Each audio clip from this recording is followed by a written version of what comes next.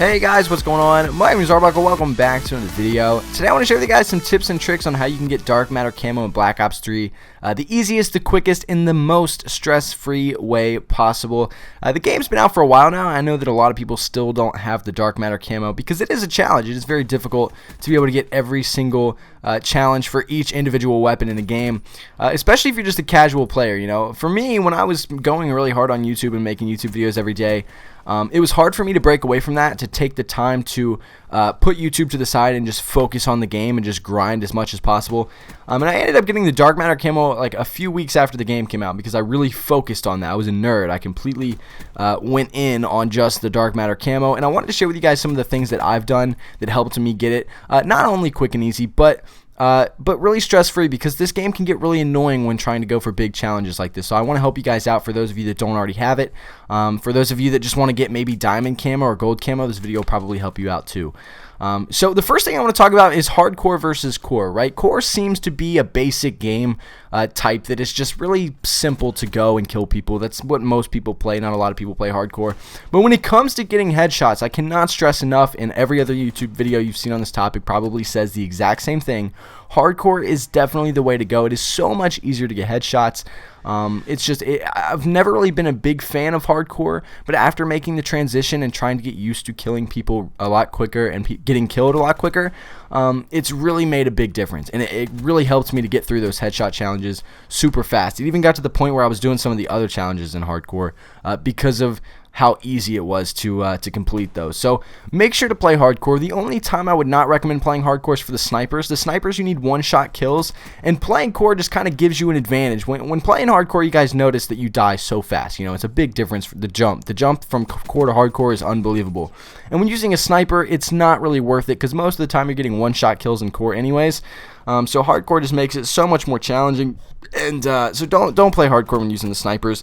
It's extremely difficult, and it'll just really piss you off. So let's move on to the game mode. The game modes that I recommend for hardcore are Domination and Team Deathmatch. First off, I recommend Team Deathmatch just because most of the time when you're playing a TDM, it's casual players. You know, most people that want to just go balls to the wall in a game don't play Team Deathmatch. They play game modes like Hardpoint or like Domination, where they just have an objective to go for.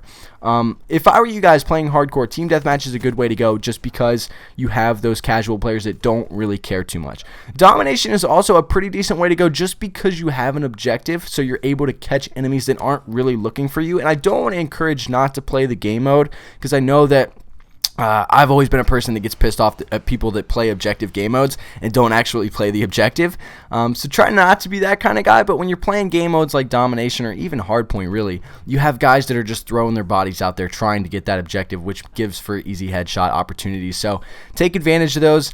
Team Deathmatch and Domination are probably your best bet. If you decide that you just want to play core and you're absolutely 100% against going to a hardcore game mode, Chaos Mosh Pit's definitely the way to go.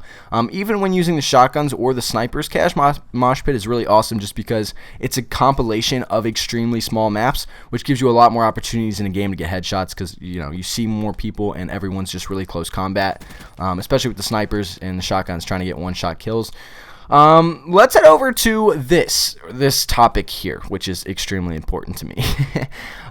For the most possible stress-free attempt at getting this Dark Matter Camo, like at all, go for multiple challenges at once. This is another one that I can't stress enough. I tell people this all the time. Go for multiple challenges at once. Okay, a lot of people will be going for bloodthirsties. This is where I see it the most. People want to get bloodthirsty and they get pissed off because they can't get more than 5 kills, and they just start raging, wanting to throw controllers and turn off their Xbox. Go for multiple challenges at once. For example, you can go for 3 at the same time. You can, you know, there's attachments where you have to have 5, or there's challenges where you have to have 5 attachments on at one time. Do that one. All right, while you have 5 attachments on, go for long shots, go for bloodthirsties. You can do almost all of these at one time. So focus on multiple challenges at once. Not only will it be a little more stress-free because you'll have multiple opportunities to get these challenges, but you'll be doing them all a lot quicker because you're doing them at the same time. You're not pulling them apart and spending more time on them. The next tip that I have is to make multiple classes. This is something that I messed up extremely bad on when I first started going for the Dark Matter. I always have a plan B class. That's what I call it, a plan B class, where you have your next challenge or your next weapon that you're going to use. Because all the time what would happen is I would get in a game, I would get the challenge done like halfway through the game or the first third of the game, and then I'd be like, well, shoot, I don't have another class with the next attachment on, or I don't have this, and I didn't always want to back out. So always have a backup class or 2 backup classes so that you don't have to leave every single game once you get the challenges. You'll save more time by staying in game and having that class ready to go. And the last thing that I want to recommend is going for long shots on these 2 individual maps, Fringe and Infection. Long shots seem to be pretty difficult for people. And the 2 easiest maps to do this on are Fringe and Infection. You guys know Fringe, the barn, and the White House. If you guys just sit up there in hardcore game mode, super easy long shots. You could actually get all of them in one game if you play your cards right. And then on Infection, you guys know you can sit up in the church and the spawn house and do the exact same thing. So hopefully these tips will help you guys out. If you guys have any questions or any more tips that you want to give to the people watching this video, make sure to leave them down in the comments below. I'm sure that I did miss a few. If you guys have any questions or just want to chat about the video, make sure to hit me up on Twitter or Instagram at DylanFur. I'll leave links in the description down below. But I hope you guys did enjoy. I hope it'll help you out a little bit. And I'll see all you guys in the next video.